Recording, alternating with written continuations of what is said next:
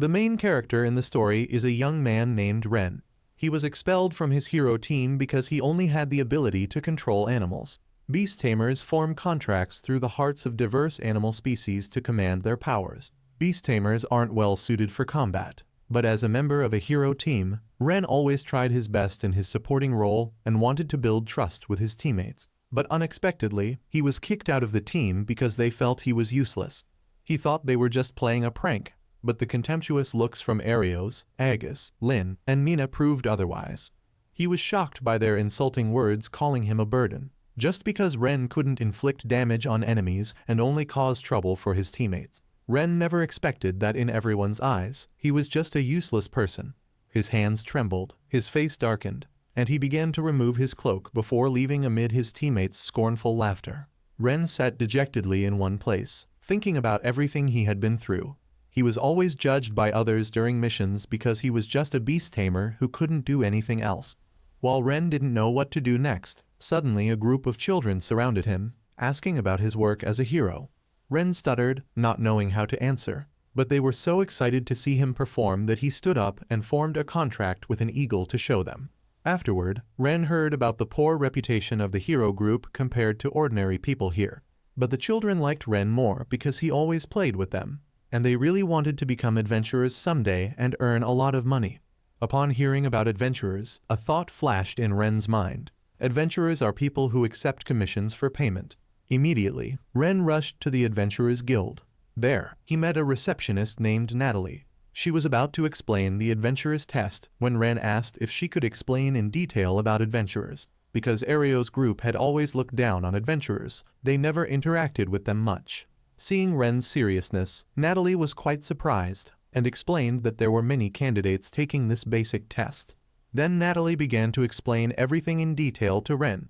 Seeing that he was ready, she discussed the adventurer's test, but upon hearing that he was a beast tamer, Natalie became quite concerned, fearing he couldn't go alone.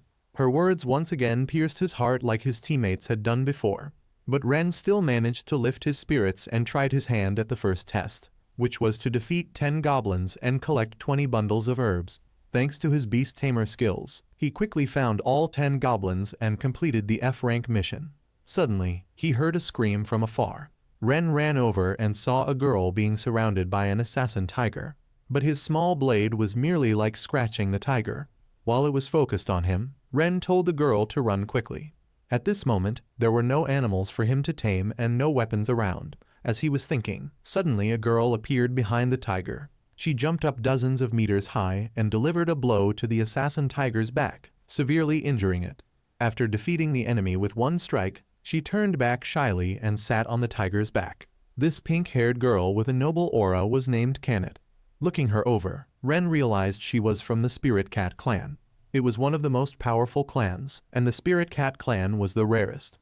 Suddenly, the girl showed signs of exhaustion and fell to the ground. Ren quickly ran to catch her and worried she was injured. To his surprise, when he leaned close to her ear, he heard that she was just hungry. So Ren shared his food with her. He sat watching, unable to believe his eyes that she was real. Because the Spirit Cat clan was said to be facing extinction, even among the strongest clans. Kanet said she hadn't eaten anything for several days. After eating her fill, she began to introduce herself. Ren also introduced himself, but was unexpectedly corrected by Kanet, reminding him to only call her by her name. Don't call her Miss or anything like that. Ren was quite curious about why she was in this forest.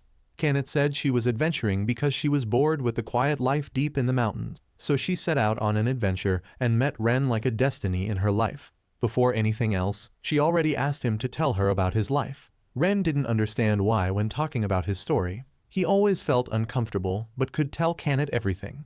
After hearing about how he was kicked out of the hero group, Kanet was very angry on Ren's behalf. He was very grateful that Kanet understood him. Although Kanet was very upset with the people who expelled him, because Ren didn't care, she decided to let it go too. Though slightly uncomfortable, Ren suddenly patted her head to thank her, which she really enjoyed.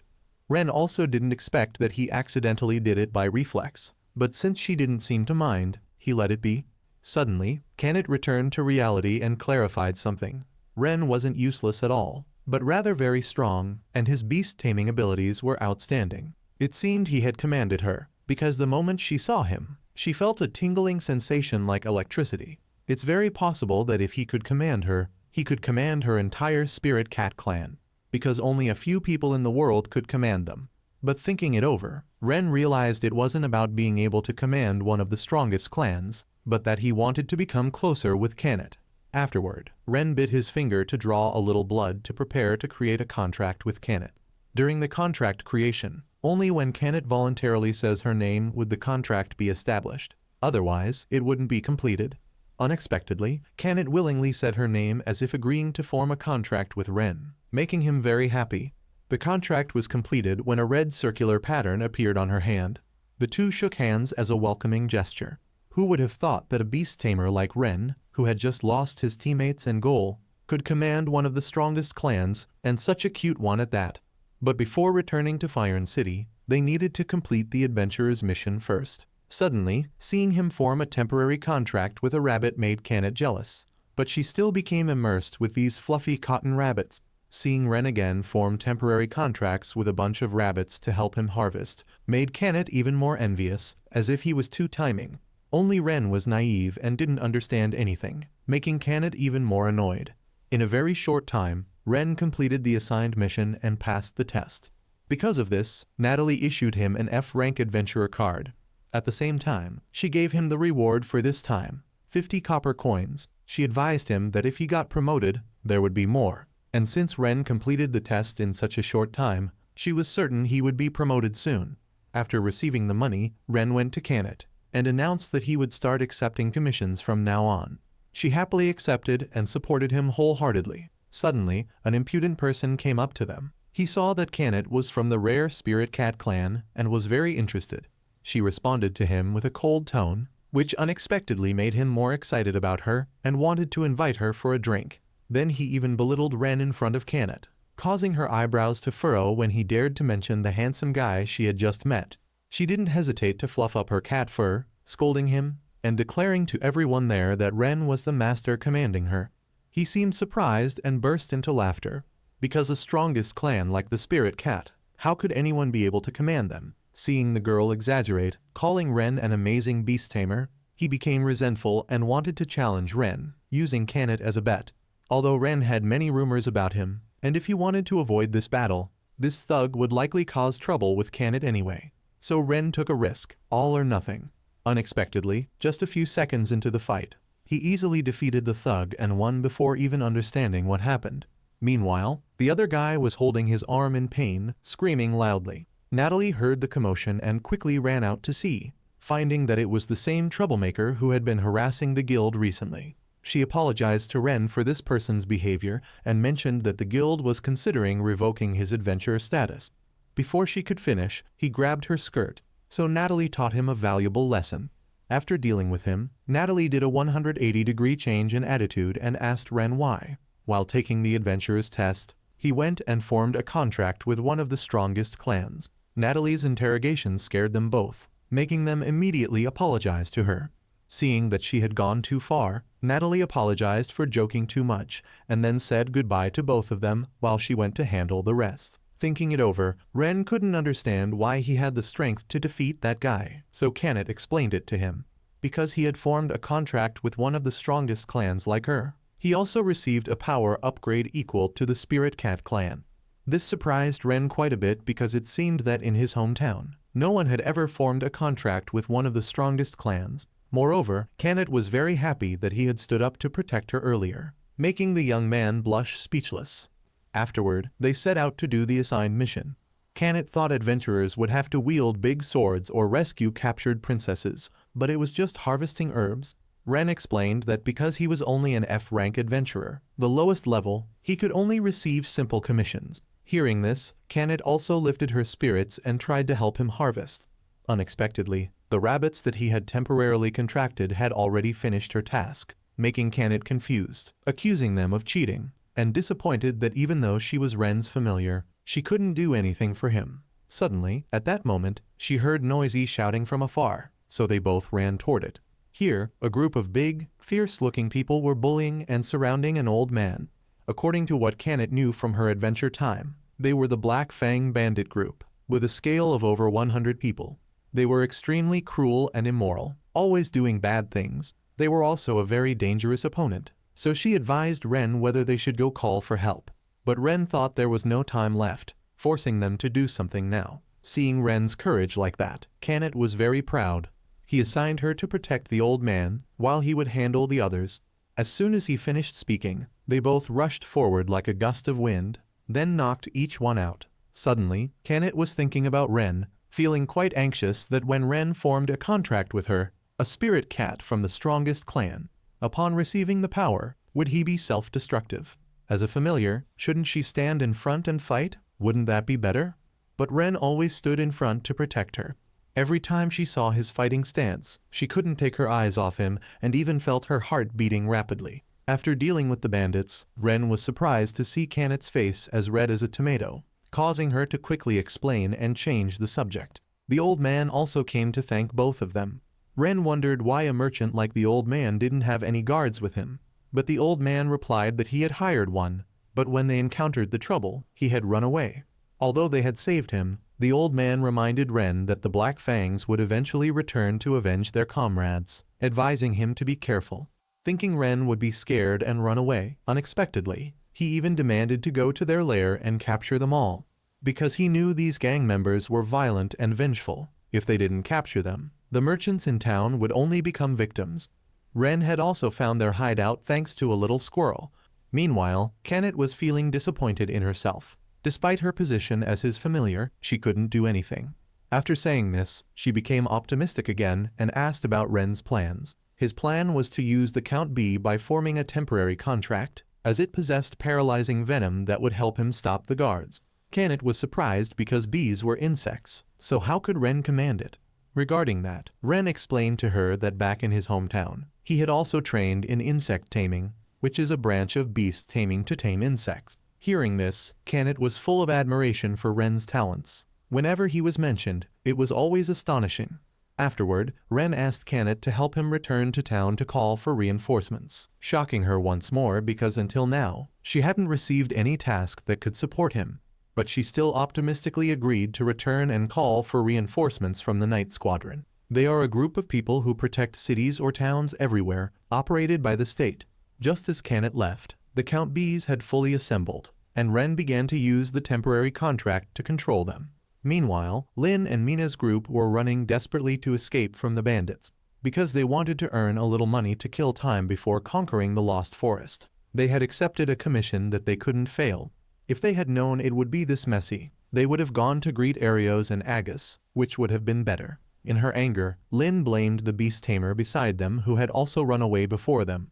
He had also told them that he was just a beast tamer, so he wasn't suitable for combat.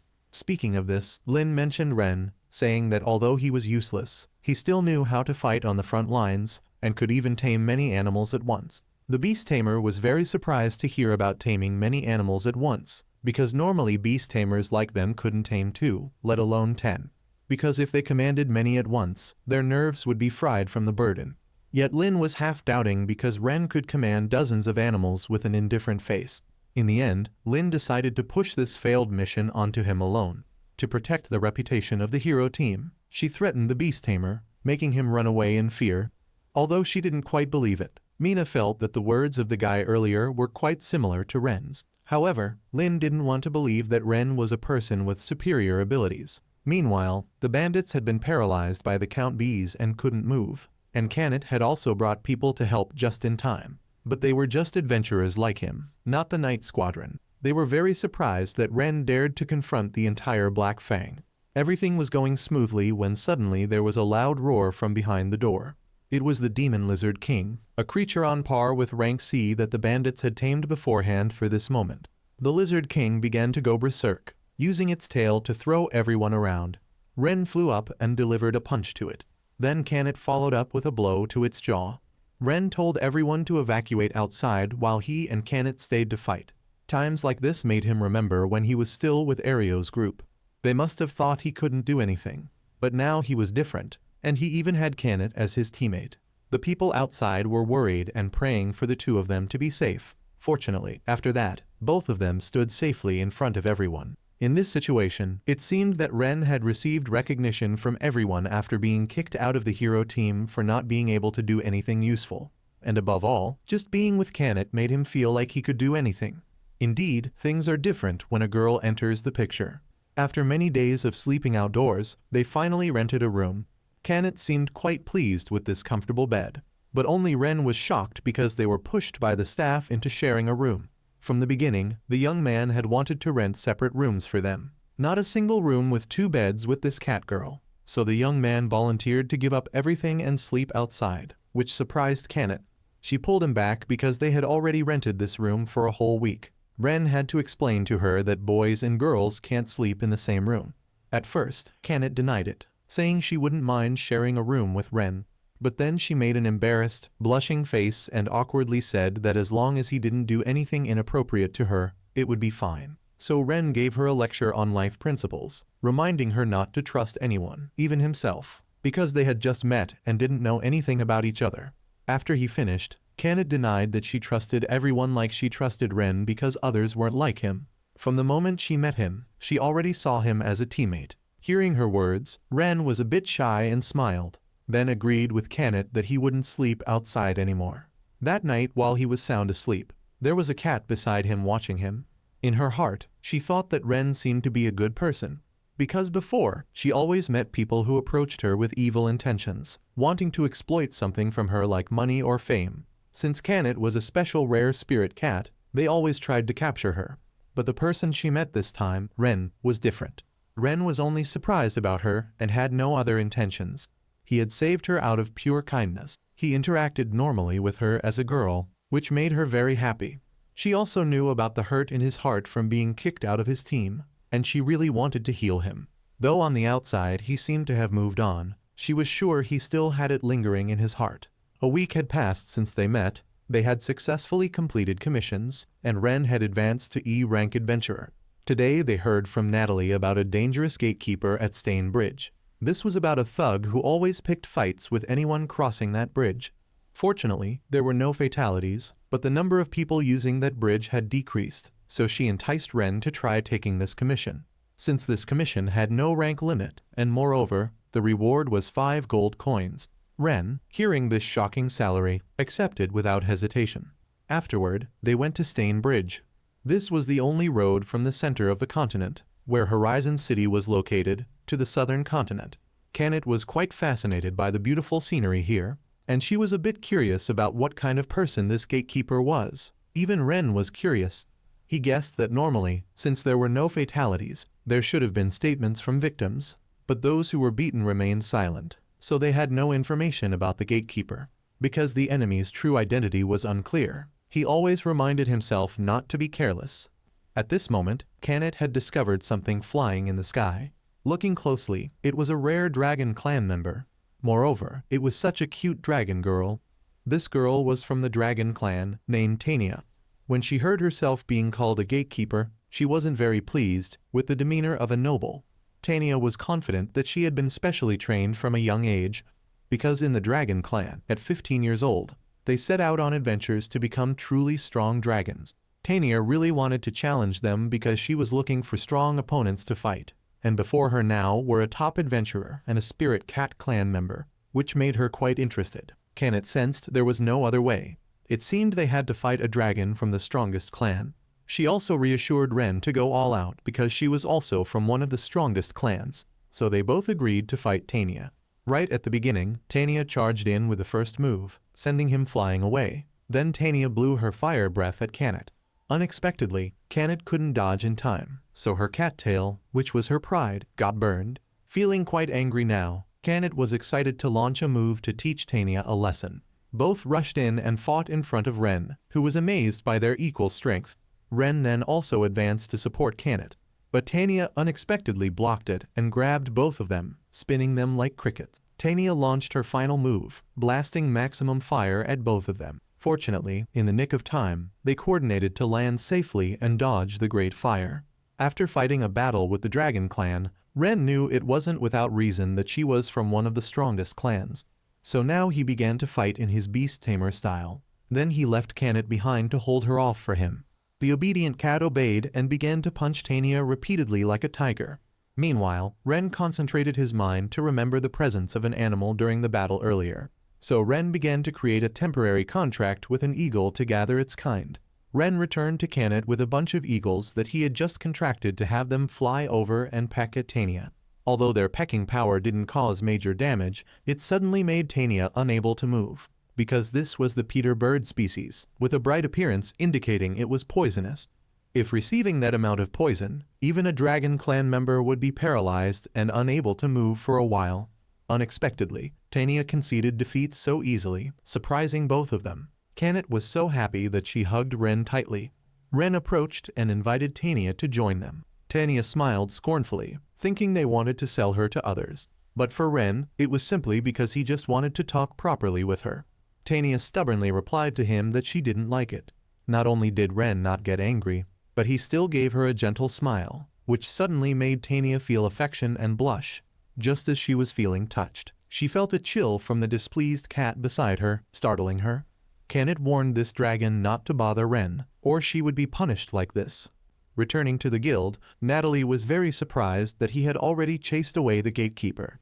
Natalie thanked him a lot and was quite surprised by the appearance of the bright red guest over there. Looking at those horns and tail, Natalie guessed it might be a Dragon Clan member, when suddenly Ren interrupted and lied that it was a friend he had just met during the commission. Tanya flipped her hair, about to introduce herself in a noble manner, when she was muzzled and dragged away by the two of them. On the way, Ren was discussing something when suddenly Tanya disappeared. She disappeared because whenever she saw someone strong, she demanded a one-on-one fight.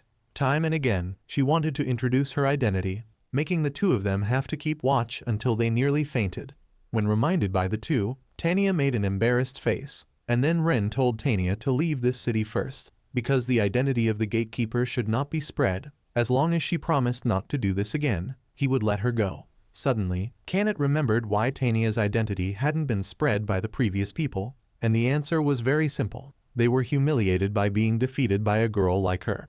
According to Dragon Clan rules, Tanya would now have to go train again. Yet she made the decision to follow them to train, which would be easier. After that, she hugged Ren's neck, confessing that she liked him, making Kanet beside her fluff up her fur in annoyance. Moreover, Tanya even asked him to form a contract with her.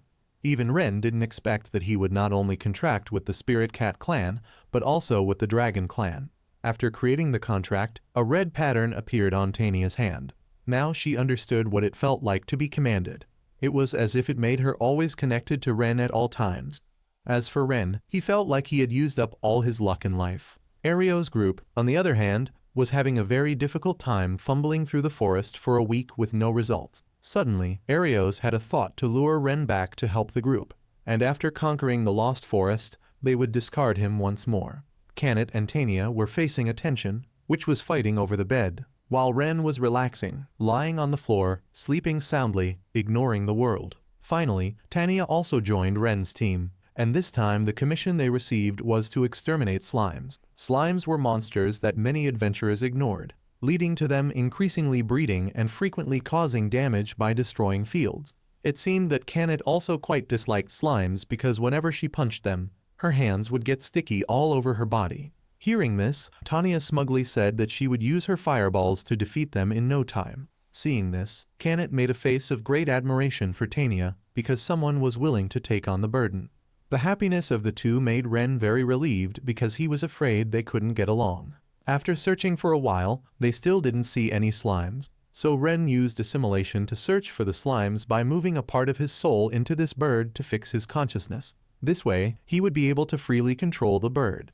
This was assimilation, one of the beast tamer's skills. Kanet and Tanya were so surprised that their mouths were agape, not expecting Ren could do something like this. Afterward, he flew off to find the slime's nest and asked the two to help guard his body. A while later, he had led them to the breeding place of the slimes. Kanet was planning to handle it quickly and efficiently, but Tanya was thinking of letting Ren practice magic. When asked, he replied that he had practiced fireballs with primary healing. Hearing this, Tanya urged him to try the fireball magic to deal with them. But Ren said his power wasn't strong enough to handle all those green things, but he still decided to try to concentrate once and release a fireball.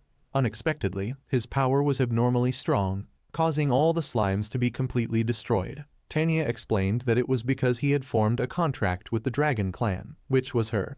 The magic power of the Dragon Clan was said to be the second highest among the strongest clans, so now inside him, he had the power of a Dragon Clan member. Hearing this, Ren wanted to faint because now inside him, there were 2 powers from 2 of the strongest clans, to the extent that he couldn't keep up. After that, Tanya and Kaned together trained Ren's magic power. But who knew that this dragon teacher was so fierce, making Ren exhausted to the point of gasping. But thanks to that, he had learned most of how to control magic power. After receiving payment from the guild and walking out, Ren had taken the 2 beauties out to eat their fill. But the one who had to gape now was Ren, because the eating capacity of these 2 was so enormous that even a tycoon couldn't afford to feed them. After eating, Tanya had a question for Ren about where he learned to tame. Ren thought this wasn't a very interesting story, but he still told them about his beast tamer power, which he learned in his hometown. It was a village gathering beast tamers. Both his parents were also beast tamers. That's why when he was born, Ren naturally learned taming, and even the insect taming power he showed Kaned was taught by people in the village. Although it was a small, nameless village, it was once a good place because his hometown no longer existed. Hearing this, both Tanya felt a bit guilty for mentioning Ren's painful past, but they really wanted to hear him tell all about it so they could understand him better. At first, Ren was a bit hesitant, but he thought that anyway, they were his teammates, so he agreed to tell about his past. It was when Ren was 12 years old. That day was when both his father and mother were busy and couldn't watch him practice taming. So he practiced alone at the training ground on the edge of the village. Ren practiced until sunset. When it started to get dark, he realized that although it was dark, the sky was still bright red. Feeling something strange, so he ran with all his might back to the village. By the time he arrived, it was too late. The village had been engulfed in flames due to a monster attack, and the only survivor in the village was Ren. Afterward, adventurers realized the disaster and came to rescue him. Since then, Ren lived and worked at an inn owned by an acquaintance of the adventurer who saved him, just living but having to try his best. Life continued like that. Until one day, half a year ago, Ren met Ario's group. By chance, Ario's group was looking for teammates, so they invited him. Ren agreed immediately, thinking that if he joined the hero group, maybe he could do something, and also thought he could prevent the tragedy that happened in his hometown. But no, because reality had slapped Ren in the face. Ario's group only saw him as a convenient pawn for themselves. This story once again made Ren fall into a painful black hole. But suddenly Kaned took his hand and comforted him. She felt that he was a brave hero, always rushing into danger himself and trying very hard. They understood him and knew Ren wanted to become someone's strength, because he didn't want anyone to suffer similarly to himself, so they reassured him that he wasn't pathetic at all. Even Tanya was quite upset with his foolish actions, but on the contrary, both girls felt proud to have a master like him. The next day, they accepted another new commission. This commission was to subjugate orcs, and it was E rank, not much different from goblins, except that orcs were smarter because they knew how to wield weapons to fight. Although Ren always reminded the 2 not to underestimate these orcs, for a noble like Tanya, she was confident that there was no way she would lose to these orcs. Unexpectedly, just as she said that, during the battle, Tanya was startled because this orc had almost caught her twice. Fortunately, Ren and Kaned appeared in time to rescue her, causing Ren to be slightly injured. Fortunately, he knew healing, so he was fine. Tanya, on the other hand, had a face full of guilt and worry for him, blaming herself. Afterward, they harvested the items and returned to the guild. When they finished, and Ren walked out, he only saw Kaned looking dejected. When he asked, she replied that Tanya didn't seem well and had gone off alone. Tanya was sad on the bridge when she met a child who came to ask what she had exterminated today. The little girl worriedly asked if Tanya was hurt anywhere, and advised her that if she was injured, she should speak up. Tanya, receiving the little girl's consolation, felt a bit more optimistic and thought again that Ren had also been concerned for her. Yet she had ignored it, arrogant that she was from the strongest clan. This made her not know how to face him. Suddenly, Ren appeared before her, making her flustered, and then she bowed her head to apologize to him for what happened earlier. Her tears were about to well up when Ren patted her head and smiled. He comforted her and said that Kaned was also very worried about her. Returning to the inn, Tanya realized that not only was he not angry, but he was afraid something would happen to her. Moreover, he even gave up his bed for her. In that moment, Tanya felt she couldn't get Ren's face out of her mind. Like this, she had to adjust her mind not to be so easy. The next day, they set out on a mission again. Tanya felt it was time they adjusted their equipment. Because they were from the strongest clans, it wasn't a problem. But on the contrary, Ren was a mere mortal, so it was different. They were having fun when suddenly Ren froze because right in front of them was the appearance of Ario's group. They were walking leisurely when they encountered Ario's group coming to greet them. Just seeing the faces of this group made Ren dislike them, so he led Kanet and Tanya in another direction. Yet Arios was still thick-skinned enough to call him back and ask why he was as cold as a gecko. Moreover, he put on a fake friendly tone, mentioning their past as teammates, saying they had regretted a lot. Seeing their master being bullied, Kanet and Tanya stepped forward, looking cool to protect him. The group was shocked when they saw that beside Ren were two members of the strongest clans. They couldn't believe even more that Ren could command the strongest clans. After that, they invited him again to help them conquer the Lost Forest. Since Ren could control all animals, exploring the forest or transporting luggage would be as easy as turning a hand. His indifferent words made Ren extremely angry. They had kicked him out of the team before, and now they dared to make him carry the burden for them. Moreover, the fluctuating attitudes of each of them made him want to punch them a few times, so he didn't hesitate to refuse immediately. After that, he took the two girls away, but suddenly Mina called him back. She used a nice story about saving the world in front of Ren to soften his heart, because deep in the forest, there was a necessary shield to defeat the Demon Lord. If they couldn't get the shield, they wouldn't be able to defeat the Demon Lord, and monsters would spread all over the world. If one had power, they could fight, but other ordinary people would not be able to. This story made Ren remember his tragic memory.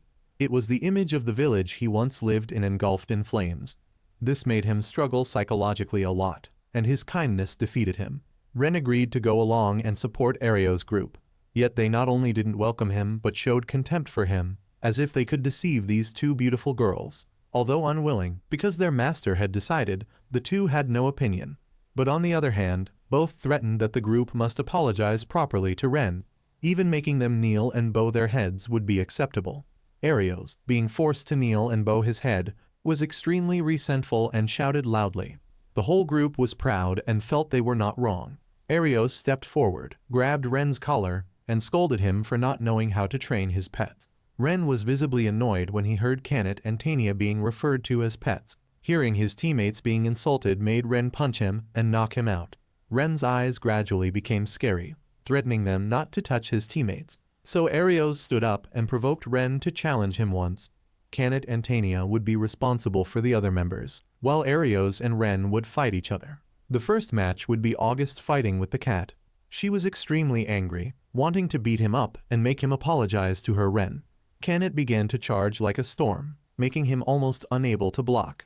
August began to launch his fire blade technique, which seemed to be too much for Kanet, but unexpectedly she kicked him once, making him freeze in place. Seeing that he had already used all his strength, she also decided to use about half of her power to continue fighting. He was dumbfounded by Kanet's adorable yet frightening demeanor.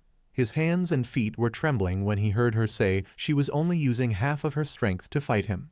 Without saying much, Kanet took momentum and flew towards him, giving him a kick that made him bleed and fly straight into a tree.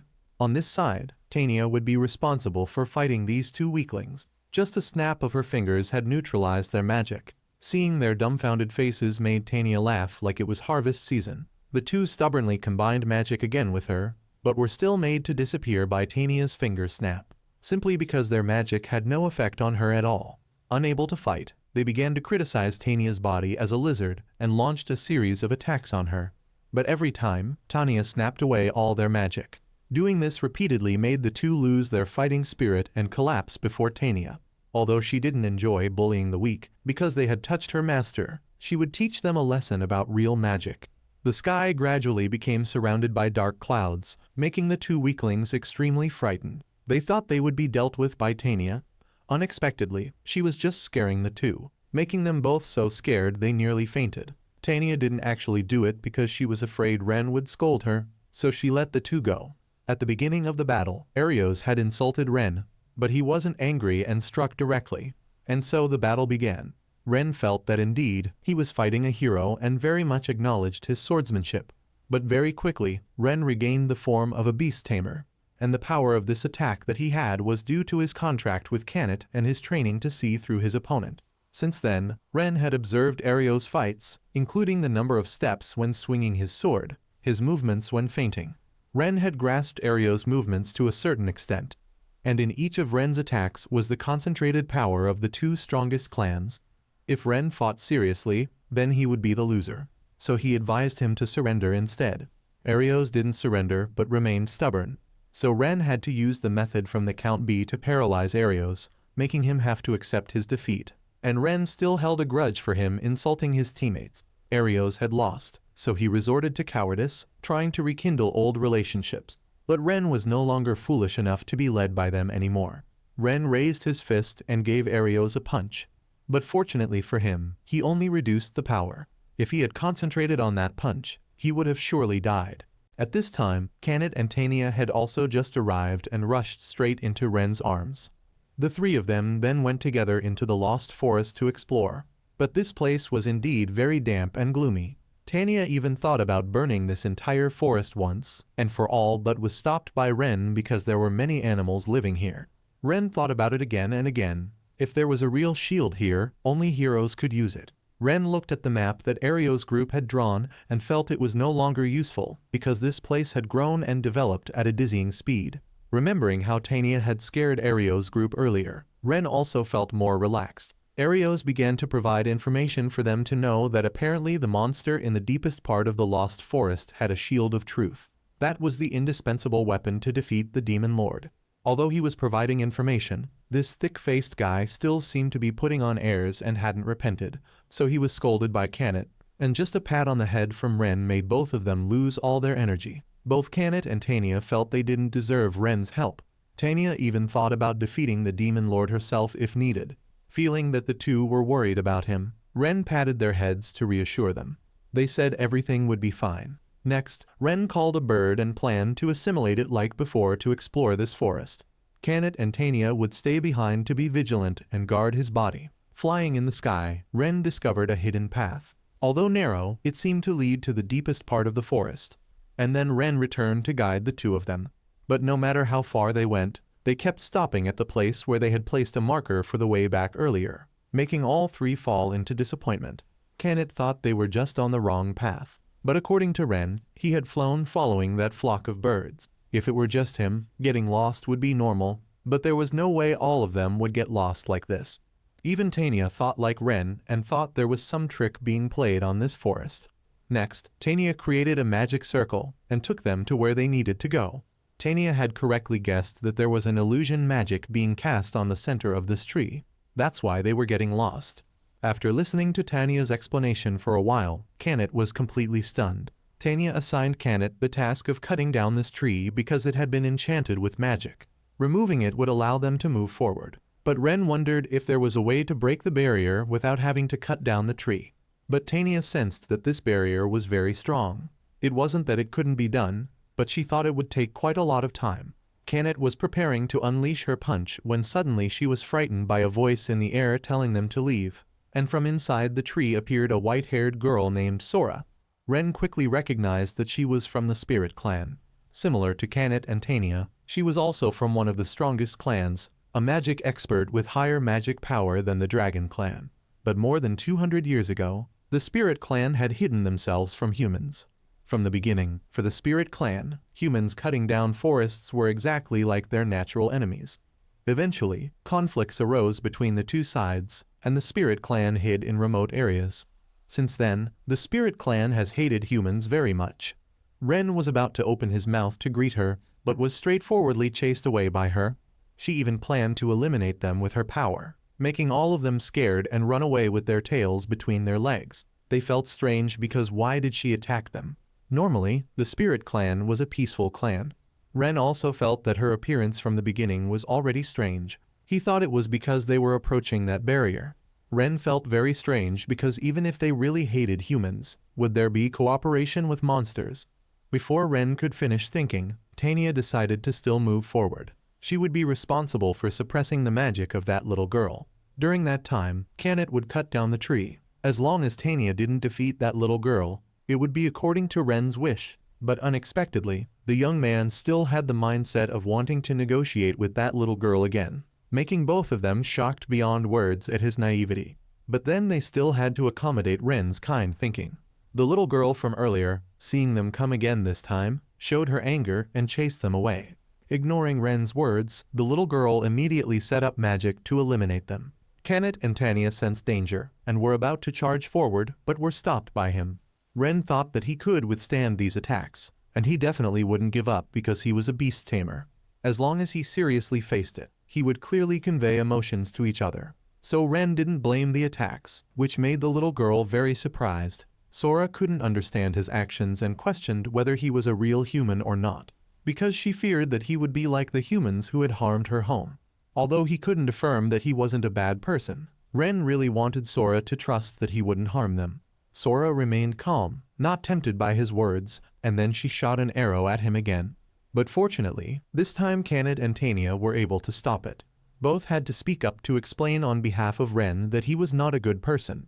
Hearing them argue in front of her, Sora felt that humans were strange, and even the Dragon Clan and Spirit Cat Clan were strange, because Sora had never met people like them before. Finally, Sora agreed to sit down and talk with them. When she heard Ren tell about going to find the Shield of Truth to help the hero team but being caught in this barrier, Sora explained that it was a barrier she had deployed, and she couldn't let them break it, because that barrier cut off the path leading to the Spirit Clan's village. She couldn't let her fellow clansmen be in danger. But Tanya said, "Isn't what you're doing just covering for monsters?" Sora replied that there was no Shield of Truth in this forest. In the deepest area, there was only the path leading to the Spirit Clan village. The Shield of Truth was being kept by the Spirit Clan. Now they knew the hero team had been fooled. Sora also said that if they needed to defeat the Demon Lord, she would lend it to them. After that, she disappeared for a few beats and then returned, holding a large shield with an expressionless face, which surprised Ren. Although she hated humans, she couldn't forgive monsters even more. Here, the three received the shield easily and wanted to offer something in return. But Sora had refused because this Shield of Truth had already been agreed upon long ago by the Spirit Clan and the previous heroes, so Sora was just following that. After receiving the shield, the three thanked Sora and returned to the city. Looking at their silhouettes as they left, it seemed Sora wanted to say something. It seemed Ren had noticed this, so he returned to ask her. Sora hesitated, having some difficulty speaking, because if she said more, Ren's group would lend her their strength, and that would involve them in her business. So the little girl had refused, but was interrupted by Ren's words. He said that no matter how dangerous it was, they wouldn't mind. Tanya and Kenneth also spoke up, saying they would help the little girl wholeheartedly. After realizing they were people she could trust, Sora decided to speak up. The little girl had another twin sister named Rena. That little girl had a very different personality, but was very harmonious. The two sisters were the managers of the barrier leading to the hiding place of the Spirit Clan. Although the job was a bit boring, whenever the sisters were together, Sora was very happy.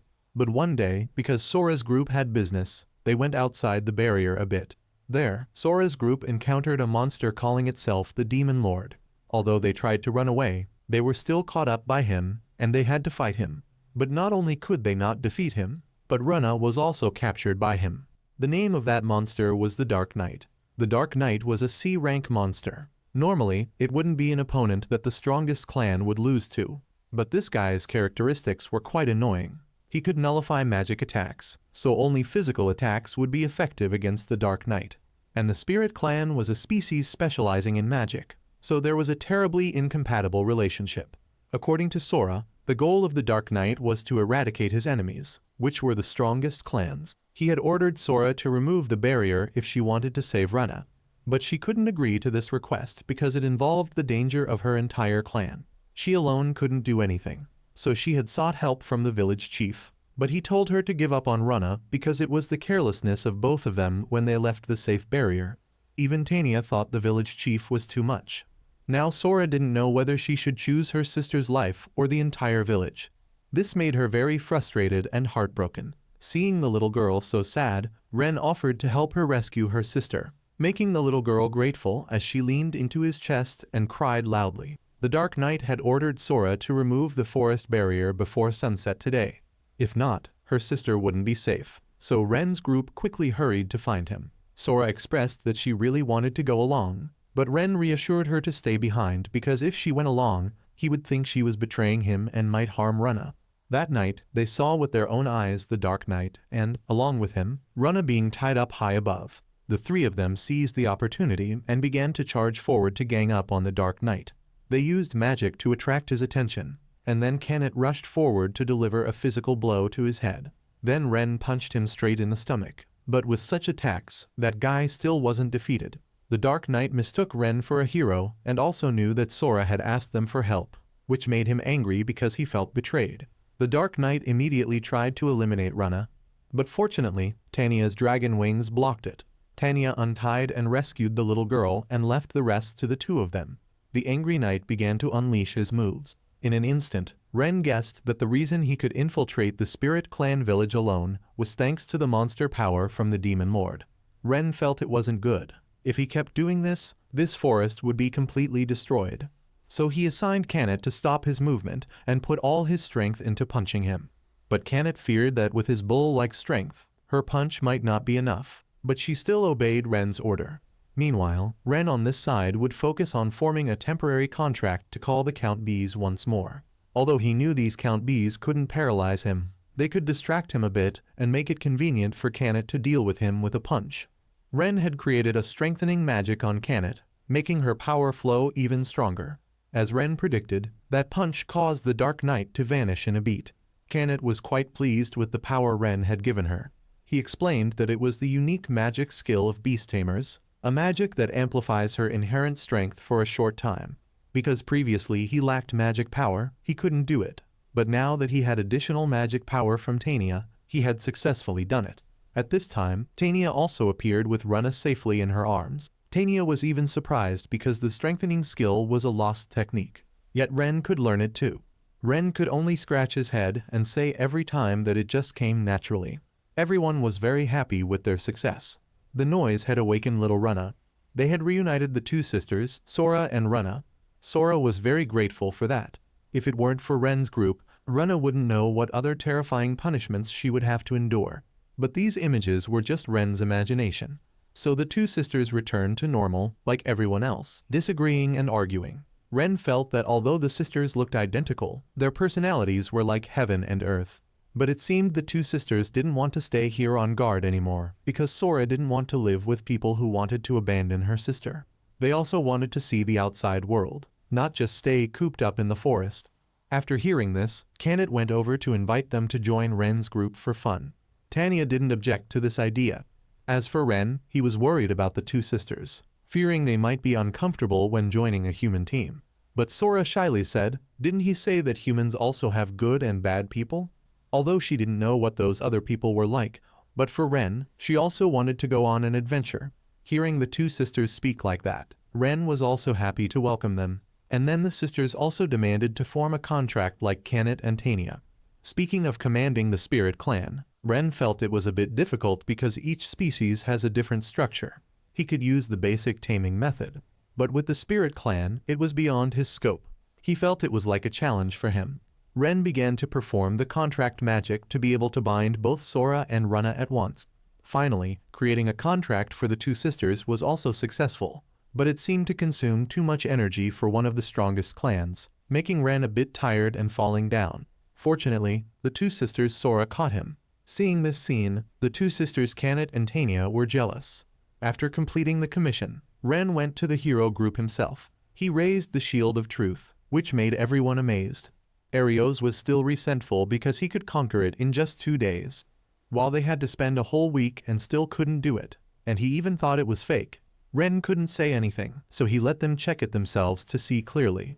Mina began conducting magic verification on the shield and had proven that it was 100% genuine, although Arios couldn't believe it, and then he inadvertently glanced over at 2 new faces and was curious. Ren stood in front of him and told him not to mind them. Fortunately, Ren had told the two to hide their wings, because if people knew the Spirit Clan had come down to the human village, there would likely be a big shock. Right after that, Ren demanded their payment. After confirming the completion of the commission, Ren vowed to himself that he would never get involved with this group again. Suddenly, August called Ren back and asked if he wanted to return to the team. This statement made Arios furious and scolded him. August wanted everyone to think together. Through recent events, surely everyone would understand that Ren's support was necessary. They thought for a while, and no one objected. And then August went to call Ren and agreed with him that he promised to improve the remuneration and treatment for him, and even welcome Ren as a teammate to adventure together. But this guy told Ren not to dwell on the past, which made him pause for a moment. He felt these guys hadn't changed at all compared to before. Ren felt he was really stupid. At this time, Kanet's group had stepped out and reassured Ren's spirit. She extended her hand, saying they were waiting for him. Seeing Ren seemingly refusing, August tried to persuade him that if he could defeat the Demon Lord, he would not only gain status and fame, but also a huge amount of money. But for Ren, he didn't need those things, because what he wanted was teammates, but they still hadn't changed, and now it was good that what he originally wanted was already right here. Arios' group, unable to invite him, resorted to resentment and cursing. Only Arios sat back, reflecting on when he fought with Ren. That pain was not just pain, but it was also a humiliation that couldn't disappear. He couldn't believe a hero like himself was defeated by that guy. Arios held a grudge, determined to eliminate Ren with his own hands. On this side, they were quite curious about why only heroes could defeat the Demon Lord. And Ren had explained that according to legend, the Demon Lord had ruled over humans with great power, making them unable to resist. The first-generation hero had formed a contract with the gods to destroy the Demon Lord and received their blood into his body. And he had defeated the Demon Lord, liberated humans, and brought a peaceful world. They felt that the first-generation hero was amazing compared to today's heroes, which were like heaven and earth. So that's why only heroes, those who carry the blood of the gods, can develop without limits and accumulate power, and then use that power to defeat the Demon Lord. But Kanet felt that a weakling like Arios didn't seem like it at all. And as Sora thought, if according to that logic, she saw that Ren was also like a hero, because he could form contracts with all three strongest clans and absorb the new abilities of all three clans. They saw that he had already exceeded the scope of human development. It was like breaking the limit to become a hero, wasn't it? Kanet also felt that if Ren formed contracts with many of the strongest clans and increased his power rapidly, perhaps Ren would have enough power to destroy the Demon Lord. Hearing them elevate him like that made him quite confused. It was true that when he was still in the hero team, he had taken that goal as his effort, but since being kicked out, that goal had disappeared for him. Now he had met Arios' group and lived happily, but honestly, if he could do it, he would also like to try fighting. But in the situation of defeating the Demon Lord, it would be different from doing normal commissions because it involved many human lives, which made him not quite ready. He still didn't have the strength to decide like that, because it was also due to everyone's support that he had today. But anyway, it was already too late, so Ren also tried to think once and then answer them later. Ren also felt that this was perhaps the moment he chose his own path, and it was approaching as well. Early in the morning, Ren was awakened by a cloth thrown in his face. Today, Ren's entire group sat together for breakfast. They chatted about Ren's strength getting stronger after forming contracts with the two sisters, Sora. Ren also gave them a good meal because of the payment from Arios' commission. Ren also decided to buy new equipment in town. On the way, the two sisters Sora held tightly onto Ren's arms because they were afraid their spirit clan identity would be discovered. While being vigilant and cautious, the little ones were frightened by Tania's underlings who came looking for her. They were the two guys whom Tania had beaten at Stain Bridge, breaking their noses. Hearing them flatter her made big sister Tania very proud. Meanwhile, Kanet was chatting with a fruit seller by the roadside and was given an apple because earlier, Kanet had helped her carry things. Seeing Kanet and Tania integrating with humans made the two sisters quite surprised. Suddenly, a group of human children appeared in front of them, startling them. A little kid teased Ren, saying, "Have you brought home more wives?" which made the two sisters shy. Being praised as cute by the children made Sora feel even more embarrassed. But on the contrary, Rana laughed loudly and even thought about threatening them a bit, almost revealing their identity. Fortunately, Ren and Sora stopped her in time. Sora had warned Rana that if she performed magic, the spirit clan wings would appear. If humans discovered it, it would be very troublesome. Finally, they arrived at the #1 weapon shop in town. The owner of this weapon shop was a grumpy dwarf. Kanet was quite scared of this strict owner. But on the contrary, Tania only felt that these dwarves were just weirdos. Hearing this, the owner gave her a side glance, which frightened Kanet. On this side, Runa found a whip weapon that made her curious. She thought that when mentioning beast tamers, they should use this item, right? Because using it to whip those who don't obey, what else? Indeed, Runa's dark mind made Sora scared stiff. As for Ren, he quickly chose a sharp knife that fit his hand. He had a strange feeling when holding it, although it didn't look bad at all. At this time, a tall, muscular guy walked in, threw a chunk of money at the shop owner, and wanted to order the most luxurious sword suitable for him. The owner quickly went to get the smallest long sword to sell to him. At this time, Ren went to ask the shop owner. He suspected that he was hiding something because looking at the outside of the sword, he didn't think they were the best swords. Suddenly, everyone fell into silence, and then the owner smiled and praised Ren for having a good eye. Similar to the earlier knife, all the ones here were things he crafted during his idle time. In other words, he was overcharging. Seeing this, the sisters Sora had to reevaluate the dwarf. The shop owner was quite annoyed with the words of these kids, so he showed off his passionate collection for them to see. Ren wondered that he could make such extraordinary things, yet he was playing tricks on customers like this. The shop owner just felt this was a small test for them, because recently, there were only customers who didn't think about their abilities and suitability, but only knew to throw a pile of money and then request high-end weapons. The weapons that he wholeheartedly crafted were then thrown away after new models appeared. That scene made him extremely frustrated. For a blacksmith like him, products were like his children. Suddenly, after hearing this, Tanya appeared from somewhere, rushing towards the owner and expressing that she really understood him, which made the owner very happy. After talking for a while, the dwarf owner quite liked Ren, so he agreed to make a high-end weapon specifically for him. But there was a condition: he didn't have the materials. Just when they were excitedly listening to this, everyone froze. Afterward, Ren's group returned to the guild. Seeing everyone gathered in a lively crowd today, Canet ran to ask Sister Natalie and learned that Hero Arios was staying here to recruit supporting members to defeat the Demon Lord. Mentioning this, Ren's face became somber, but he didn't want Canet and Tanya to worry about him, so he patted their heads, saying he was fine. At this time, Natalie noticed the presence of the two Spirit Clan sisters and greeted them. Sora hid behind Ren and introduced herself shyly, but Runa confidently stood in front, clearly introducing her full name to her. When Natalie asked about their relationship, Runa gave a dark answer, making Natalie misunderstand that Ren dared to lay hands on little kids. This forced Ren to quickly explain to Natalie. After that, Ren handed in a commission request for Natalie to approve. In the request, they had asked to investigate the Midran mine from Mr. Gans, the weapon shop owner. According to what Tanya knew, any weapon made from Midran would be so wonderful that it could be used for a lifetime. Although it was quite rare, his ancestors had passed down the mine to him, which was why he wasn't short of materials. But recently, it seemed there was no sign of Midran ore anywhere. Ren didn't think it had been mined out because if the minerals were depleted, the output would certainly decrease gradually. But if it suddenly disappeared strangely, he thought perhaps the cause originated from the mine. Without him saying it, Canet and Tanya already knew what he wanted to do. So Ren had suggested to the owner to let them investigate the mine. Seeing Ren's eyes full of passion and trust, he agreed to their request. When Mr. Gans mentioned the payment to compensate them after helping him, Ren didn't need money. He just wanted to own the weapons he crafted. This surprised the owner, and he happily agreed. Afterward, the group set off. Today, the path to this mine was quite close, so they felt like they were on a picnic. On the contrary, behind the two sisters Sora, Runa was tired to the point of gasping, dizzy, and spinning, and then they couldn't stand it anymore and dissolved like ice. They rested for a while, feeling the weather was too hot. Fortunately, in front of them was a cool lake.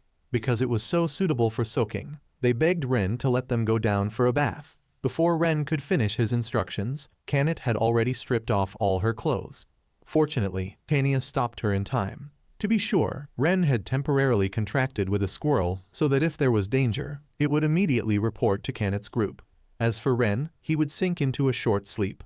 On this side, the sisters were soaking in the water when suddenly the two little ones kept spreading their legs. Canet and Tanya asked and found out they wanted to know the secret of how to get big breasts like theirs. Canet and Tanya just comforted them, saying they would eventually grow as big.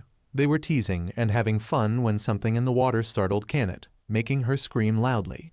Ren, who was sleeping, also jumped up and ran towards her to see what was happening. But actually, it was just Runa dipping her hand into a fish to scare Canet. Ren's appearance made everyone startled, and he turned his face away in embarrassment. Right after that, the young man had to apologize before the sisters' court. Unexpectedly, Kanet and Tanya weren't angry, but were very happy that he heard their screams and had run to worry about them.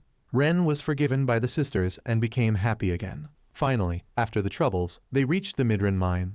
They hid in a place to observe. According to Ren's thoughts, this place had the phenomenon of illegal mining, and the movement of the bird in the sky was like signaling to its master. As predicted, the illegal miners had discovered someone, so they stepped out fiercely. Ren felt that in this situation, they also had to step out to confront them, so he told the sisters to go easy. But going easy made them all lose consciousness, resulting in Ren not being able to interrogate them for information. Suddenly, Sora suggested that she could view their memories with magic. The two sisters began to view their memories and found out that Ren had guessed correctly. The little girl saw images of these men illegally mining, and they were also adventurers. After helping Ren, the two sisters requested to be patted on the head like Kanet and Tanya whenever they were rewarded. Having no choice, Ren also indulged them by patting the two little ones' heads, making them very happy. This time, they would infiltrate the mine, and Ren warned them to prepare mentally when their identities were discovered because they were being observed by the enemy from the sky. He was sure that on the enemy's side, there was also a beast tamer. As soon as they entered the mine, they received a magic fireball hurtling toward them. Fortunately, the two sisters Sora and Rana were standing in front to block it. The two sisters wanted to quickly resolve the issue to get Ren to pat their heads again. Tanya and Kanet also quickly joined in to help them. The remaining person, Ren would handle. He committed the crime of illegal mining but still wouldn't surrender, even holding a knife wanting to stab Ren, but was still knocked down by Ren. He still wouldn't admit defeat and summoned a rank B monster, Behemoth, to fight. Tanya's group had realized that this guy was a monster tamer. Logically speaking, taming monsters requires several times the normal technique and magic power. He had introduced that this was a monster he had encountered since it was newborn and raised it until now, so it wouldn't be hostile to him. The behemoth received the order and rushed toward Ren to attack. Its attack power was too great. They feared this mine would collapse. While fighting the monster, Ren had signaled to them to bring the remaining people outside to safety first. Outside would be looked after by Tanya, while Kanet would go in to help Ren. Ren instructed Kanet to neutralize that man for him, while he would be responsible for fighting the behemoth because it was acting on that man's orders. Instead, to stop it, they had to catch that man, which would be faster. Indeed, the behemoth hit very hard, but its attacks were too simple. Now he had clearly grasped its movement pattern, so there was no way it could land a hit. However, if not resolved soon, this mine wouldn't last long. On this side, Kanet had just managed to shut up that man. Ren at this time had thought of a method to defeat that monster, but he was afraid he couldn't do it. Fortunately, in Ren's memory at this moment, echoing words of encouragement from Kanet made him decide to believe in himself to not let everyone down. Ren had successfully tamed the behemoth and brought it under his control. He had overridden the man's dominion over the behemoth. Originally, stealing the dominion of a beast tamer was impossible, but he had thought if he had the strength as everyone said, then it might be possible. The man still couldn't accept the fact that he had lost his dominion over the behemoth, so he had tried to stuff his own command into it to stimulate its abilities. Unexpectedly, the man was attacked by it. In the dangerous moment, Ren timely stopped the behemoth with a fireball to knock it out. The man finally didn't understand why he had failed, so Ren explained that between monsters and humans, even with taming, hostility couldn't be eliminated, because it had reacted to his hostility, causing it to lose control. Therefore, Ren had to hold it back to control it. After hearing the story about the illegal mining group, he learned that they all had something in common. They had bought weapons from Mr. Gans. They had bought fake goods that he had made during his idle time. When they discovered it, they had thought about revenge by stealing Midran, so he couldn't forge weapons anymore. When Mr. Gans was informed, he was quite troubled. He also felt guilty for playing dishonest tricks with both customers and weapons as a test. Ren didn't argue and still agreed with the owner's disappointment, and he placed his hand on Mr. Gans's, advising him to just correct it. Because he knew everyone would make mistakes, and we just need to know and correct them. He advised him to put all his effort into crafting each weapon as before, and it would be fine. Mr. Gans, at his age, was being taught by a child, but he wasn't annoyed and would try to change in a more positive way. For a start, Mr. Gans would begin crafting a weapon for Ren. Hearing this, he whispered to the owner that he wanted it crafted according to his own idea. They were talking secretly, which made Kanet's group quite curious. Meanwhile, Ario's group was busy recruiting additional supporting members but couldn't find anyone satisfactory. Even though a beast tamer came to apply, because he could only command one animal and couldn't even fight, Arios rejected him outright. He was even very confused when Arios asked if he could command the strongest clan as well, because for a human beast tamer, commanding the strongest clan was impossible. When Arios had eliminated the last person, he showed an attitude of boredom and fatigue. Mina felt that not only the man from earlier, but also others who had participated in the recruitment all had abilities that could qualify for the role of support. But Arios still wasn't satisfied with anyone, and they were also being compared to Ren. She felt that if this situation continued, they wouldn't be able to continue their journey, and the task of defeating the Demon Lord would remain distant. So she had gone to tell Arios that his selection criteria were a bit harsh on them, but was rebuffed by him. It was precisely because Ren was no longer there that this anger was automatically directed at her.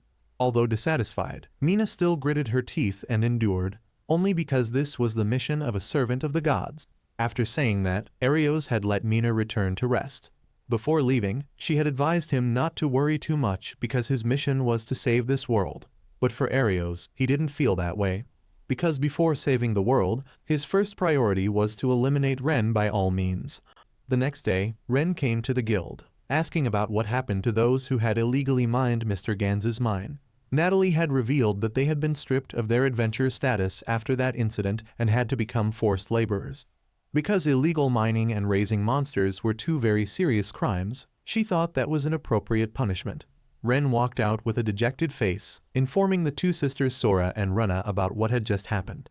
Ren then took the two sisters to tour the food market and bought them 2 delicious hot dogs. Because they were so good, they ate them in a few beats and then regretted it. At this time, Runa wanted to ask Ren about the abilities that after he had formed a contract with the two sisters, because he had already had physical abilities from Kanet and enhancement magic from Tanya. So they wanted to know what had changed after he formed a contract with the two sisters. Although the two little girls were very eager for Ren's answer, even Ren didn't know if he had anything special. His cold answer made the two sisters fall into panic and confusion. They were sure he also had the ultimate magic of their clan, because ultimate magic is a secret technique far beyond high class and super class that only their spirit clan could use. Although Sora's group hadn't been able to do it, they were hoping Ren would receive it. But unexpectedly, the more they talked, the less Ren understood, making the two sisters disappointed because after forming the contract, there was nothing like the two senior sisters. They even named themselves failed familiars, making Ren confused and not knowing what to do. So he patted their heads to comfort them, telling them not to be sad and blame themselves like that.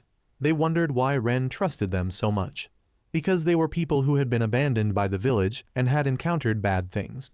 They felt Ren was very different because beside him, though he already had strong people, he still needed them. So Ren sat down to explain in detail to them. He even told about his sad past as a person lacking confidence, always trying to appear useful, but still ended up being kicked out. So he had learned from experience. He wanted to build trust with the teammates he wanted to accompany. And that included Sora and Runa as Ren's teammates, even without the contract ability. After hearing this story, the two little ones were also more spirited and optimistic, which made Ren very relieved. They were walking when they encountered a blonde troublemaker. His words frightened the sisters. They thought it was something serious, but it turned out to be just a playboy allowing the two of them to be his women. Hearing that, the two looked down on him with contempt. The blonde playboy had just gone out and spotted 2 beauties on the street. Sora's face turned pale green with fear as a man she had just met for the first time allowed her to be his woman. Meanwhile, Runa beside her was scolding him, calling him a fool. The more they spoke like that, the more interesting he found them. This man's name was Aga Frogware, the son of the lord who ruled this Horizon city. He kept inviting them, but the sisters Sora wouldn't agree, so he had to resort to strong measures. He thought having more underlings would win, but unexpectedly, all were beaten by Ren in a few beats. Yet Iga still wouldn't give up, wanting to have the two sisters at all costs. Therefore, he used the townspeople as punishment to force him to hand over the sisters. He considered the people just as his tools, so he didn't care. In Ren's subconscious, the positions of the opponents were scattered. If he saved someone, the others would be hurt, making him not know how to handle it. Although the two sisters wanted to help, he feared that if they used magic, people would discover they were from the spirit clan. After doing so, they might not be able to live freely in the city anymore. The two sisters had been so happy, and Ren couldn't bear to let them be like that. While finding a method, Ren had a flash of an idea. He had to take a risk. He had used continuous chanting for the fireball magic. That was still a special skill of the spirit clan, so Sora and Runa had immediately recognized it. Only this would make the opposing side afraid and retreat. Sora's group also came to thank Ren for protecting their group, and there were also people in the town who greatly admired a beast tamer like him.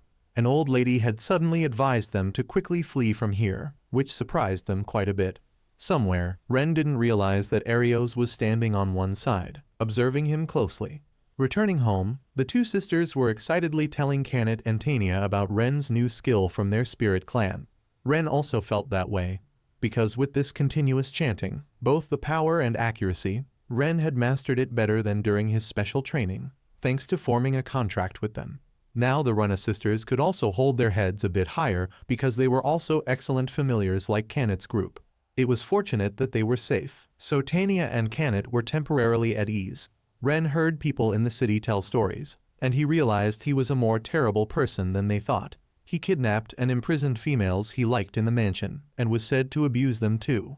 The Lord also spoiled Ega too much because he was his only son, so all of Ega's wrongdoings were quickly destroyed without evidence. Tania, with her hot temper, even wanted to go burn down the Lord's mansion right away because she thought they would eventually target Sora's group, Ren, or even the people in the city. Ren quietly thought that after he had learned all the dark parts of this city, he wanted to save everyone even more. But he was only hindered by the fact that he was just a beast tamer, not a brave hero. At this time, looking at his contemplation, Kanat and Tania had already guessed his thoughts. They knew that although he wanted to save everyone, he was wary of the opponent who had power. Therefore, he was hesitating between them and the people in the city. They said that not only Ren, but they also really wanted to protect this city. Recognizing everyone's support made Ren feel empowered, determined to rescue this city together. Meanwhile, Ego was ordering soldiers to cover up the damage that had occurred in the afternoon and also told them to find out about Ren and bring him to him, because he hated Ren for giving him such a humiliating defeat that he couldn't overlook. In his anger, he had called a little girl with a beast person appearance to torture continuously. On this side, Ren and Kanat together went to the night squadron to submit a damage report. When he heard them request an investigation into the violent behavior of Iga, the Lord's son, she changed her expression to one of extreme fear. She stuttered, not knowing how to answer. Then a group of soldiers stood up to talk to Ren. They had said it was just a small dispute, so they wouldn't intervene to investigate. Moreover, they even sneered at Ren, warning him to be careful of being charged with damaging Lord Iga's reputation. Their attitude seemed unhelpful, so Ren returned. Because he knew they were covering up Iga's case, so even if they investigated, they wouldn't find evidence. Suddenly, Kanat had sensed someone watching them. It was a female knight named Stella. She was misunderstood as following them, so she bowed her head in apology, which surprised Ren quite a bit because he didn't expect a knight with high self-esteem to bow to them. Stella was a female knight currently serving as the deputy of the Horizon Knight Squadron branch. They were surprised because before talking, Stella thanked them. Previously, Stella had heard about an adventurer along with a young lady from the Spirit Cat clan who had destroyed the Black Fang criminal gang. And even she, as a knight, had never been able to do anything. So she really wanted to prosecute the wrongdoings of the Lord's group and expressed her desire to cooperate with Ren's group. Because of collusion with the Lord's group, the knights had forgotten their duties, only knew how to indulge in debauchery, and even covered up the crimes of the Lord or his son, even showing contempt for the people they were supposed to protect. The leading captain, Juliet, was also like that, so Stella really wanted the Knight Squadron to return to its original nature. She had observed the appearance of the two when they were denouncing Iga's crimes. It gave her a glimmer of hope or some kind of turning point. Stella begged Ren if he could lend her that strength to fulfill her wish. Ren was a bit suspicious that this was a trap, but Kanat had assured him that Stella was not a bad person, because she didn't have any uncomfortable feeling. Hearing Kanat's judgment, Ren had agreed to cooperate with Stella. She asked Ren why he had the intention to denounce the Lord's son. When she heard him say, it was just because he saw it, so he would do it, it made Stella laugh heartily. Not because she looked down on him, but because he answered too seriously. and his personality made her quite likable. After saying that, it seemed Stella was moved, so she shed tears. To comfort her, Ren had shaken hands with Stella as a word of encouragement. The first step, Ren would help her clean up the night squadron by setting a trap for them. That was to spread a rumor that there was evidence showing the collusion between Captain Juliet and the Lord being hidden in a warehouse outside the city. Juliet also didn't believe it much because if that rumor was true, they would be finished. So he wanted to handle it carefully and quickly to deceive the immature knights who still embraced the bland dream of knighthood. Juliet had ordered the soldiers to begin the operation. Unexpectedly, when they entered, they were blocked by Sora and Runna's group. Inside the warehouse, Ren had used the weapon he had just purchased from the dwarf shop owner. It was an excellent armor that helped him hit with 100% accuracy. The last shot he reserved for Juliet, but he had discovered it and dodged. Recognizing her colleague, Juliet was very surprised. Stella also didn't hide and told him that her teammates and subordinates were suppressing the entire Night Squadron branch, and there was also evidence of his corruption. When Juliet heard Stella mention Ren's name, he was like being awakened and swung his sword to deal with him to hand over to Lord Aga. Stella was very angry, wanting to step forward to end this herself. Juliet threatened that she would be executed for treason, and then he charged forward to fight her. In reality, Stella was no match for him, but she still wasn't afraid and stood up to continue fighting. She was determined to thrust a powerful knife, making him fall down. Meanwhile, Aga was torturing the little girl because she had told him that Juliet's group had been caught, and now Stella was holding the Night Squadron. Although about to be cornered, he was still indifferently optimistic that he still had a number of troops at home, which was enough. Suddenly, there was a faint voice by the window. It was Arios who had disguised himself and proposed cooperation with him to fight against Ren. When he heard that Ren was someone who could command the strongest clan and would steal all his status, fame, money, and women, Aga was extremely angry. At this time, Arios had thrown him a ring full of magic power and told him to use it to finish off Ren. The negativity and hatred in Aga had clearly manifested outside, making Arios very satisfied because it would further increase the power of that ring. Stella, having been promoted to captain of the Night Squadron, began conducting an investigation. She led soldiers to the mansion, requesting an urgent investigation of the Lord. She also announced that Juliet, the former captain, had been arrested for bribery. Stella's request was denied, and they sent a group of soldiers to block her. If that was the case, Stella's group had to put on armor to prepare for an attack, and this time they had the support of two beautiful girls, Kanat and Tanya. Inside the mansion, Iga observed them fighting outside and mocked them. He had also seen the two strongest clans that Ren was commanding entering inside. He would use this ring to dissolve their contracts, making them lose their reason to fight. Instead, he would become their new master. On this side, Ren had successfully created a diversion and infiltrated the mansion. Their mission was to rescue the hostages. But Runna was too noisy, making Sora and Ren afraid that Iga would discover them and break their necks. After that, Runna and Sora performed a search magic. When they found people, they would evacuate them to a safe place using teleportation. This way, Kanat's group, which was creating a diversion, could unleash their power. And then they would capture the father and son lords, obtain evidence of corruption, and the victory would lean toward their side. At this time, Runna felt strange because if humans were captured, the large amount of magic power in the basement couldn't be mistaken. But Runna could sense a gigantic reaction that wasn't human, and this amount of magic power was on par with the sisters. Ren had suspected that it was also one of the strongest clans, but he didn't understand why there would be one of the strongest clans here. Ren left Sora and Runna to continue searching, while he would go to identify that magic power.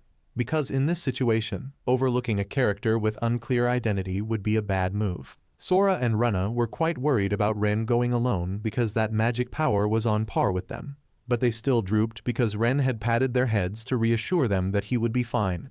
Ren also felt guilty because to save everyone, the identities of the two were exposed. Runna stood up and suggested to him that if he didn't return safely, she would punish him by making him pat them 100 times. Ren began to investigate. He inadvertently suspected this room, so he entered. It was quite surprising because this room had a sturdy steel cage, and the person imprisoned inside looked like a fox with 3 tails. He couldn't be mistaken because it was one of the strongest clans, the God clan. He immediately destroyed the lock and rushed in to treat the little girl, which frightened her greatly. The little girl named Nina, hearing that he was her ally, grieved and hugged Ren tightly. Nina belonged to the God clan, one of the strongest clans. The little girl had lived very happily in a village. Day by day, she immersed herself in good sleep, or met kind villagers who cherished her. Until one day, the appearance of Iga changed Nina's life. He forced her to become his prisoner, or the kind villagers here would be punished. Nina was shy and only obeyed his orders and put on a slave collar that was enchanted with magic. After that, he tortured and abused the little girl for the satisfaction of his sick desires. The little girl had to endure the painful injuries alone, which made Nina very scared. Ren wanted to save Nina, but she said that this collar was enchanted with very strong magic power. Ren assured her that she could trust him, so the little girl obediently sat waiting for him to save her. Ren wanted to try the magic of stealing dominion with his power again, but it seemed the collar was too strong, making him look very painful. Seeing Ren suffering like that, Nina blamed herself even more. Suddenly, Ren remembered that he not only had power, but he also had the enormous strength of Kanet, Tania, and even the two sisters Sora and Runa. So Ren gathered all of everyone's power and performed magic, successfully breaking that collar for Nina. Outside the city, they were fiercely fighting with the soldiers. Seeing that they couldn't defeat Kanet's group, they took hostages from the basement as bait. Unexpectedly, on this side, the sisters Sora and Runa had just finished dealing with the rest and brought all the hostages to a safe place. Outside was left to them, and Stella would charge into the mansion to capture the father and son lords. In the mansion, the lord, seeing the instability, ran to tell his son. Iga told his father to run first, while he would stay behind to destroy the evidence of corruption. When everyone entered the mansion, he had just rescued Nina out. Everyone was quite surprised when they saw another of the strongest clans, so they scolded him again for getting involved with girls again. Ren was confused and didn't know how to answer because he seemed to attract girls all the time. Sora also felt it was rare because the God clan was always worshipped by humans. They shouldn't appear before humans much, but now she was here. Kanet seemed very interested in Nina's soft fur. The little girl, although a bit shy, still obediently listened. Stella had also just entered and was very thankful to Ren. Thanks to him, she was able to carry out her plan. At this time, the Lord was holding things and running away when he met everyone already waiting fully in the hall. Ren had used his weapon to shoot a rope to tie up the Lord. Suddenly, Iga unexpectedly ran out and released the death magic from the ring, causing Ren, who wasn't cautious, to be stabbed with a fatal blow. Arios on the roof was satisfied as his intent had been achieved, but he didn't expect that Ren wasn't affected at all, making them very worried. Just now was a super-class magic, the Grim Reaper's scythe, causing sudden death, but Ren wasn't affected at all. Kanet's group increasingly admired Ren more because he could withstand all magic. But Runa seemed to be thinking about something and called him to spray poisonous smoke all over his body. Sora, seeing this, choked her little sister for being too rash. Because in the world, how could there be a case where a familiar would cast poisonous magic on their master? Indeed, Runa had always wondered when Ren formed a contract with the sisters, only receiving one skill, wasn't it too unfair? So after earlier, she had guessed that it was the skill of nullifying abnormal states thanks to the contract with them. That's why the poison earlier also had no effect. Finally, she had satisfied her curiosity and also learned about Ren's new skill. Sora was extremely upset that Runa dared to experiment on Ren without telling her. The two sisters' noise made little Nina scared and trembling. Iga up here was currently very disappointed and couldn't believe he had failed. Indeed, as Ario said, Ren would steal everything from his hands, making the hatred in him increase the power of that ring. That magic began to spread throughout Iga's body and had a very unpleasant smell. That purple thing had swallowed Iga and revived the demon race once more. That was also what had destroyed Ren's childhood. The demon who had just been revived again was quite interested, but because there were too few people here, he had flown into the city to harm the citizens. Ren felt it wasn't good, fearing that the townspeople would be harmed. But when he turned back, he saw his real teammates waiting for him. Understanding each other, Ren began to plan. He asked Stella to take care of the citizens and Nina. But at this time, Nina grabbed Ren's sleeve and indicated that she also wanted to help. Ren knew Nina hated fighting, so he comforted her, saying she just needed to wait obediently for them. Ren's group ran to the town to stop the demon's behavior, hearing Ren say he would defeat him. The demon laughed loudly and was very interested in Ren. When he exposed a weakness, Kanet and Tania directly attacked him. Ren used the binding rope to distract him for the little squirrel to set up magic to deal with him beautifully. But in reality, their attacks seemed useless, because seeing 5 against 1, with Ren having 4 of the strongest clans, the demon asked permission to call more brothers to welcome them. He had summoned many monsters that he considered his cute servants. But to Kanet's group, they were just small fry. But they didn't expect the demon to be able to summon these monsters infinitely like that. Kanet fiercely rushed forward to continue fighting, but was hit by the demon's attack and thrown to the ground. Tanya, angry, released the dragon's breath to fight him. Meanwhile, Sora and Rana would treat Kanet. But Tanya's dragon breath seemed unable to withstand the demon's power, so she fainted there. He began to unleash moves that destroyed all the houses in the city. Ren's group successively performed magic to attack him again. Ren began to enhance multiple targets on Kanet and Tanya.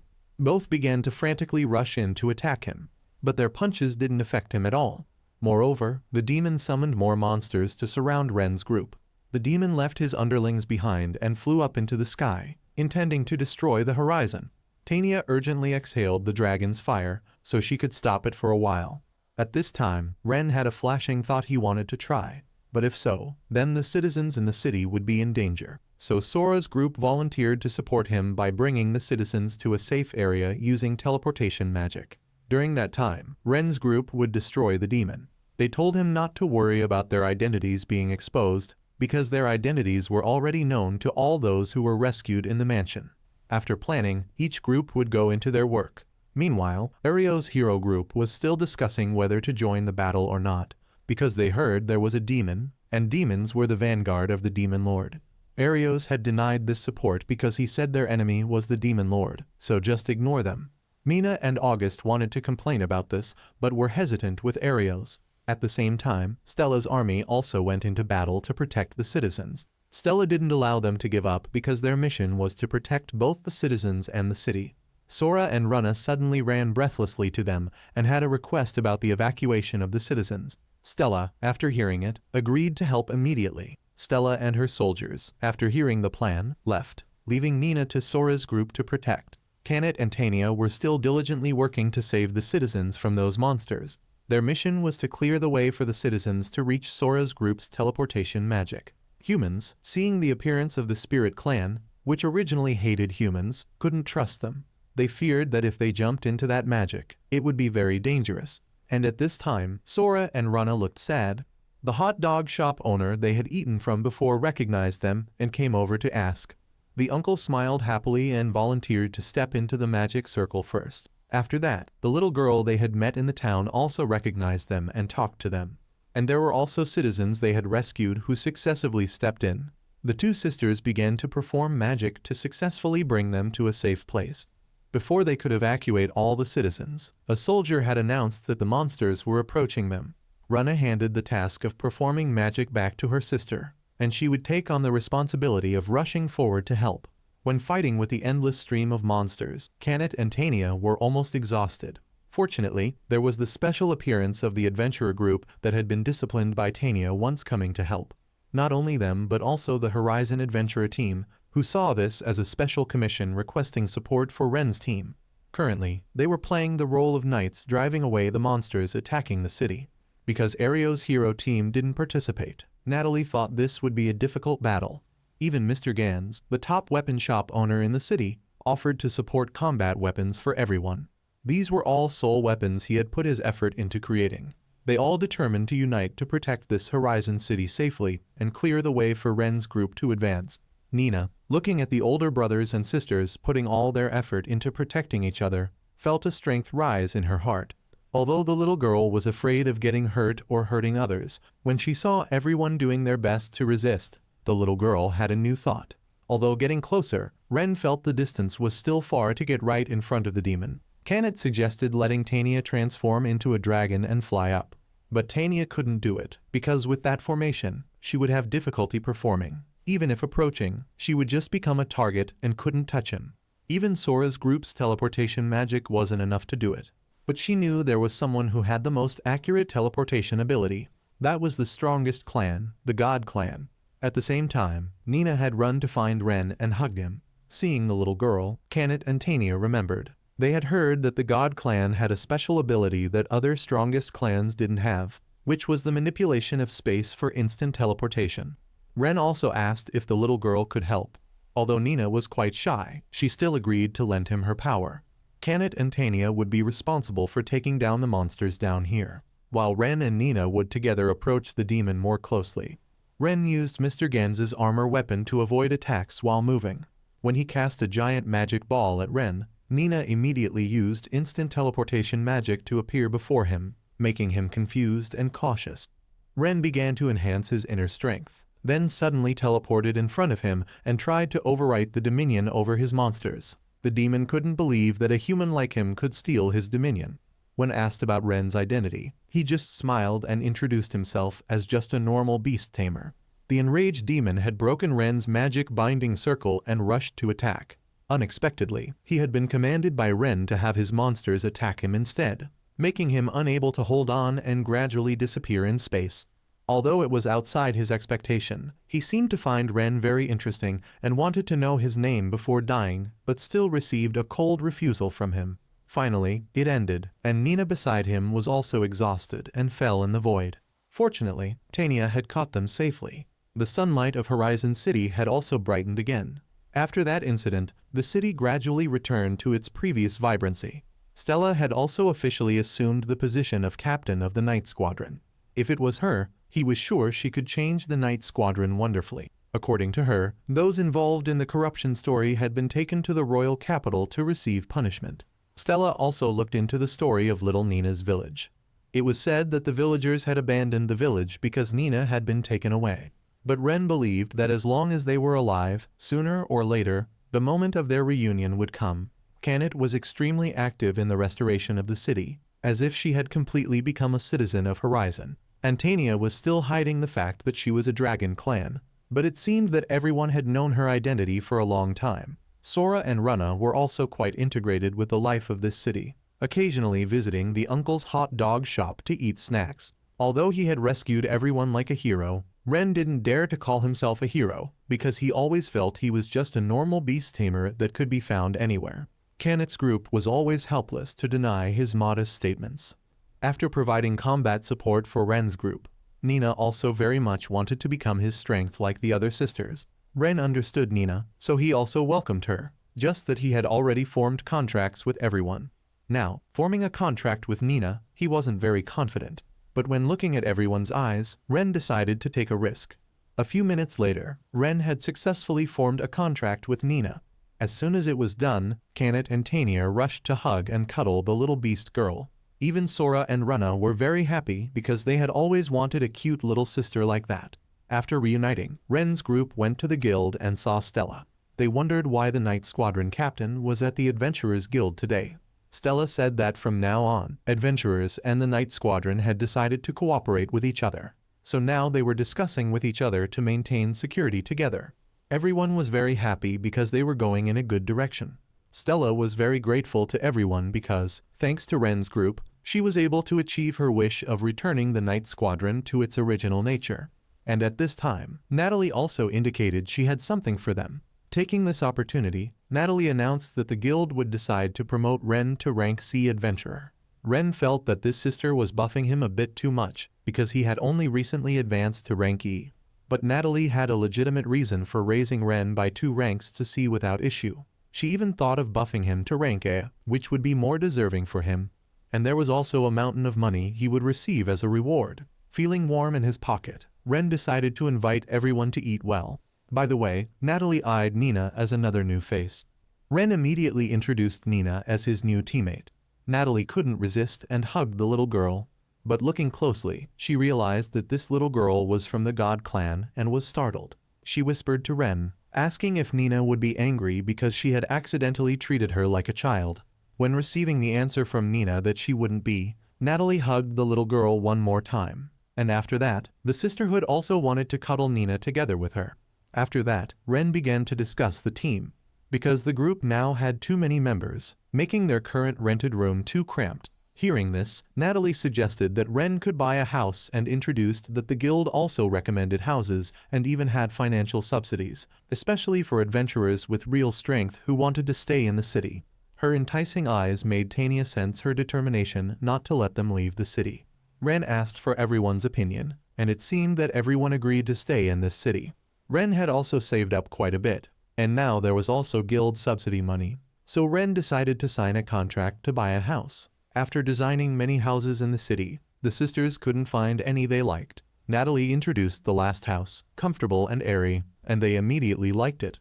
This house was built with wood and had a spacious garden based on the wishes of Kanet and Sora. There were also more than 10 rooms that could fit large beds according to Tanya's request. And the kitchen plus bathtub that Rana and Nina were looking for was also fully equipped.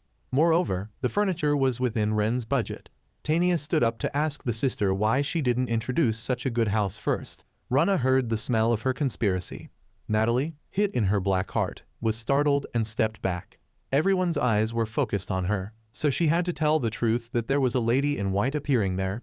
Kanet, hearing of this appearance, was scared and hid behind Ren. Tanya was very disappointed with her because she was supposed to be from the strongest clan, but was afraid of ghosts. This time, she even had to be comforted by the little squirrel. At this time, everyone swallowed their saliva in tension to listen to Natalie's story. It was the story of a pillow being flipped after taking a nap. There was also hot bath water being replaced with cold water. During meals, sugar and salt were switched. There was even a rotten egg put in shoes that had been taken out. Moreover, there was leftover curry from the evening smeared on laundry that was about to dry. Hearing this, Kanet was scared with her tail curved. Although they were a bit reluctant to stay in this place, they would regret missing this house. So Ren suggested one thing. They would investigate this house in front of them, and then think about what they could do. Ren's group opened the door and entered. The house was all dark. Nina had just sneezed once, and Kanet had already tightly grabbed Tanya's tail and pulled it. They felt this didn't look like a haunted house because it was clean as if regularly cleaned. Suddenly, the tables, chairs, and objects around here began to shake and move on their own, and there was even a voice chasing them away. Kanet, who was originally afraid of ghosts, ran around in a panic. In front of them suddenly appeared a woman in a maid's outfit chasing them away. Sora's group performed magic to destroy this little ghost, but that woman still appeared hanging upside down from the ceiling. The sisters were discussing what kind of magic to perform because if they used too much force, they would blow away both the ghost and this house. Hearing this, the ghost seemed scared but still messed things up to chase them out. Tanya realized that the ghost didn't seem to know how to attack. They pointed out the ghost's weakness, which made her very upset. But noticing a character who seemed quite afraid of her, the ghost stuck her head up from under the floor to scare Kanet, making her run around everywhere. Because the ghost had inadvertently stimulated Kanet's fear, she had extended her claws to attack, scratching the ghost's clothes, making it extremely confused. Tanya also realized the vulnerability that could damage the soul's body with a physical body. Because Kanet's fear had reached its peak, now the one who was afraid was that ghost. Kanet went crazy and began to bite the dress and break things. Moreover, she suddenly appeared, scaring the ghost back. Taking this opportunity, Sora and Rana had performed a sealing magic so that the ghost could no longer escape. Kanet fluffed up her fur, about to rush forward, but was grabbed by the neck by Tanya in the air like a cat going crazy. Now Ren began to negotiate with that ghost. The ghost thought to take a risk and rush in to borrow Ren's body but failed. He had sealed the ghost's teleportation because when he was little, he had heard a neighboring uncle tell about ghosts and soul tamers, but he didn't tell her how he could control a ghost like her. Because Ren saw that the ghost in front of him still had a clearer personality than normal ghosts, he thought she would be more likely to listen to him. The ghost was about to react but was already pinned to the floor by Ren, struggling like a stranded fish. Knowing she had lost, she gave him the freedom to do whatever he wanted. Unexpectedly, Ren wanted to shake hands with her, making her laugh because he was a strange human. She introduced herself as Tina, who used to work as a maid in another town but had logged out 30 years ago and then drifted here because she was a soul that hadn't been freed. Tanya wondered why she became a ghost. Then Tina had told that her former master was a perverted evil man who was crazy about girls and liked to torture. She was also his victim. By the time she realized it, she opened her eyes and was already a ghost. Because she had lost to Ren's group, she accepted to leave. Ren asked Kanet what she thought, and she said although she was scared, if she stayed with everyone, she would probably get along fine. So Ren asked for permission from Sister Tina to let them live here. Tina was quite shocked because she had intended to leave, but for Ren, it was because of her presence that they could buy this house at a cheap price, so he suggested she stay together.